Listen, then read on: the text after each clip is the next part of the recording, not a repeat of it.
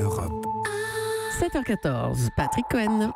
Le vrai faux, Géraldine Vosner, qui sonde la profondeur de la fracture numérique. Le chiffre a été martelé hier. 13 millions de Français seraient exclus du numérique selon le gouvernement qui a présenté sa stratégie nationale d'inclusion. Elle s'appuie sur une expertise, celle du président d'Emmaüs Connect, Jean Dédier, qui a aussi créé une start-up pour vendre ses solutions aux collectivités. Il chiffre les besoins à 1 milliard d'euros.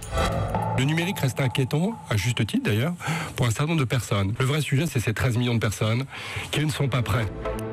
13 millions de Français exclus d'Internet, c'est vrai ou faux? C'est exagéré, Patrick. Le gouvernement construit ce chiffre en compilant plusieurs sources. Une enquête du CREDOC, le Centre d'observation des conditions de vie, et celle d'un groupe de recherche qui a travaillé sur le département du Finistère. 7 millions de Français de plus de 12 ans ne se connectent pas du tout au web, selon la première, et 7 millions d'autres seraient mal à l'aise avec l'outil, affirme la seconde, qui ne porte, et c'est important, pas sur le même champ de population. Mais ces chiffres, il faut les regarder dans le détail. 4,5 millions de Français ont plus de 80 ans aujourd'hui. L'écrasante majorité de ceux qui ne se connectent pas sont retraités et ils ne le font pas parce qu'ils n'en voient pas l'utilité le plus souvent. Sans surprise, ce sont eux qui se sentent le moins à l'aise avec l'outil. La complexité du web, en fait, n'est citée comme un frein que par les plus âgés. Elle inquiète moins de 3% des 12-40 ans. Autre idée reçue, le coût de la connexion n'est plus un problème, sauf pour des cas extrêmes.